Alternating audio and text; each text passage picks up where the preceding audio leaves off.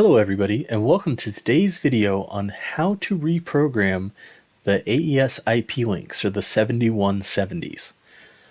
First thing, if you don't have a serial port on your laptop, you're going to need a serial to USB cable. Then when we connect the USB cable and power up the IP link, we're going to want to search for what COM port this is utilizing. So here we see under Device Manager, we have COM ports, and we'll see that we're using COM port 4. Now we need a program called HyperTerminal. If you do not have HyperTerminal, please contact us at support, and we'll be happy to get this program to you. This is a program that came with Windows, older versions of Windows. We'll go ahead and select New Connection. I'm going to type IP link. We'll select OK. And you can see we have COM port 4 highlighted. If it selects a different COM port for you, please select the appropriate COM port here. Then we'll click OK.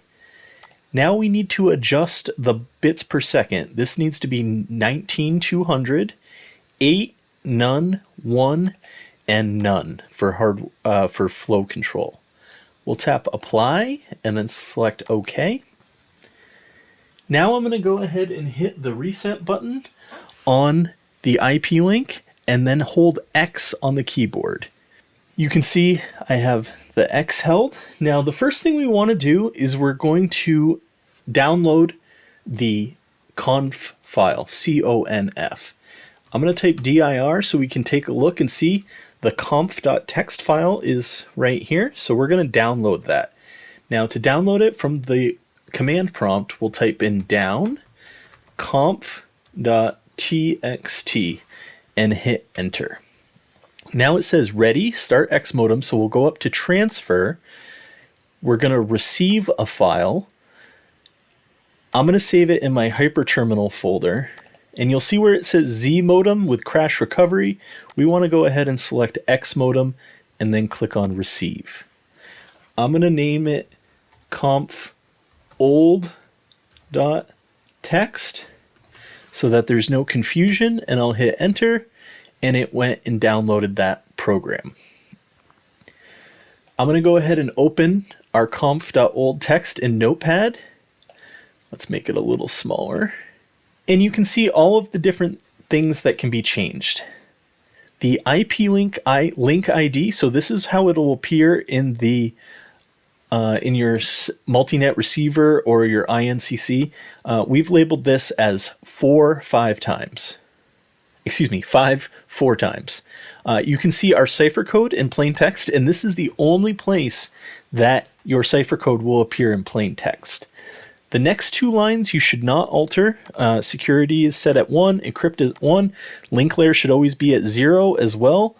Our ACK mode is 0x83, that's for Ademco. And then we have the IP address of our receivers. It is very important as well that you follow this format, receiver 1 : and then quote marks, and then the IP address. And we have 3, as you can see here, you have space for up to 8 receivers. Below that, we also have our ports. So you can see port 7070, and then our height rate. This will allow the IP link to communicate with the multi-net receiver every 5 seconds. So you will know if your IP link is down, you will know very, very quickly. If no phone is available, select as no modem. We don't have any phone lines set up with our multi-net receiver. If you were, you would put the number to dial in one of these phone options. The only thing we have down below here is our IP link TCP IP settings. So this IP link will show up on the network as 192.168.0.55. And we have the IP link net mask as well as the IP link gateway. We do also have an ASM present, so we'll have this at 1. If we didn't have an ASM present, we'd switch this to 0. And then if we have a tamper, we'd switch this to 1, but it's currently at 0. So I have all of the information updated. We're not actually going to make any changes to this, but what I'm going to do here is normally, let's say we'll update this one to 40340 and this to 5, just so we have some updates. Actually, we got to make these 2s so they're not too big. And then I'm going to save this as conf.txt. So we have a conf up here. I'm going to select conf.txt and save that. Do you want to replace it? We'll go ahead and say yes. I would also recommend backing up your conf.txt should something ever happen. Then you can just re-upload that file to your new IP link without having to figure out exactly what all these settings are. Now that we've saved our conf.txt, we're going to go back to HyperTerminal and we're going to upload this information. So we'll go back to our command prompt and we'll type up conf.txt and hit enter. And now we have a limited amount of time to do this, so you do have to do it a little quick. We're going to go to transfer and send file. I'm going to say conf.txt. We'll select X modem, and you can see our time is ticking down. And we have uploaded the new conf.txt. We'll type dir. And you can see our conf.txt is open. Now we have one additional thing that needs to be updated before we can consider this done. We're going to go to the bin directory. So we'll do cd/bin and just look at what we have in here. The file we want to update is going to be the wattcp.cfg file. Now, one of the things we can do is if we remove this file and then create a blank one, the IP link will automatically fill in all of the information. So it makes it a little easier to make sure you don't have any typos. So what we're going to do is we're going to delete the wattcp file. At the command prompt, we'll type del space wattcp.cfg.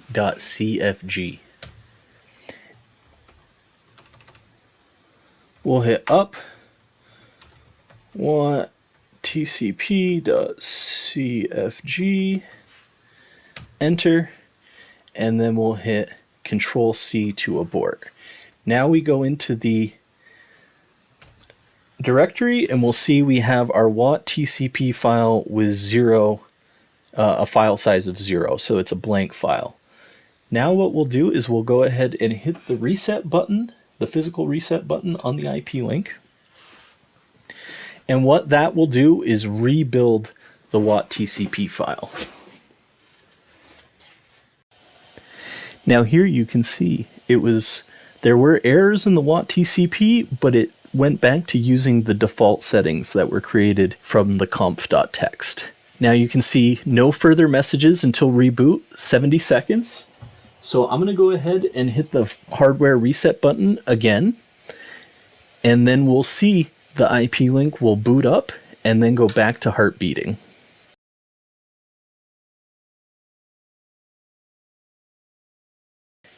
The IP link has gone back to heart beating, and now you can see it's returned to normal operation. If you have any questions, please feel free to leave us a comment below or reach out to us in support. Thank you very much, and I hope you have a great day.